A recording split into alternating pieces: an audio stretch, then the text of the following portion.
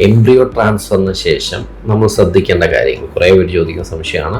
അപ്പം അതിന് വേണ്ടത് ഒന്നും മനസ്സമാധാനം, സമാധാനമായിട്ടിരിക്കുക, ടെൻഷൻ വേണ്ട. നെഗറ്റീവ് ആണെങ്കിൽ നെഗറ്റീവായിട്ടൊന്നും വിചാരിക്കുക, അല്ലാതെ അയ്യോ എന്താവും എന്നുള്ള സ്ട്രെസ്സേ വേണ്ട. സ്ട്രെസ്സ് കുറയ്ക്കുക എന്നുള്ളതാണ് ഫസ്റ്റ് വേണ്ടത്. പിന്നെ ഒരു അടുത്ത ദിവസം തന്നെ ജോലിക്ക് പോവുക, ജോലി ഉണ്ടെങ്കിൽ. അതായത് നിങ്ങൾക്ക് റുട്ടീൻ ആക്ടിവിറ്റീസ് എല്ലാം ചെയ്യാം, അല്ലാതെ ഒരു കംപ്ലീറ്റ് ബെഡ് റെസ്റ്റ് എവിടെയും പറയുന്നില്ല. ലിമിറ്റഡ് ആക്ടിവിറ്റീസ് ചെയ്യാം എന്ന് പറഞ്ഞാൽ ഒരു ഭാരം എടുക്കുക, ഭയങ്കര എക്സസൈസ് ചെയ്യുക, ജിമ്മിൽ പോവുക, അതൊക്കെ അങ്ങ് ഒഴിവാക്കുക. ഒരു ഹൗസ് വൈഫ് ആണെങ്കിൽ വീട്ടിൽ നിന്നിട്ട് സാധാ കാര്യങ്ങളൊക്കെ ചെയ്യാം, വീട്ടിലെ കാര്യങ്ങളൊക്കെ ചെയ്യാം. പക്ഷേ ഈ ഭാരം എടുക്കുന്നതൊക്കെ അങ്ങ് ഒഴിവാക്കുക. ഭക്ഷണം പ്രത്യേകിച്ചൊന്നുമില്ല, നല്ല ഭക്ഷണം കഴിക്കുക, പച്ചക്കറികൾ, പഴവർഗ്ഗങ്ങൾ, പുറത്തുനിന്നുള്ള ഭക്ഷണം ഒഴിവാക്കുക, ദഹിക്കാൻ എളുപ്പമുള്ള ഭക്ഷണങ്ങൾ ഒഴിവാക്കുക, കോൺസ്റ്റിപ്പേഷൻ ഉണ്ടാക്കുന്ന തരത്തിലുള്ള ഭക്ഷണങ്ങൾ ഒഴിവാക്കുക. കാപ്പിയും ചായയും കഴിവതും അവോയ്ഡ് ചെയ്യുന്നത് നന്നായിരിക്കും.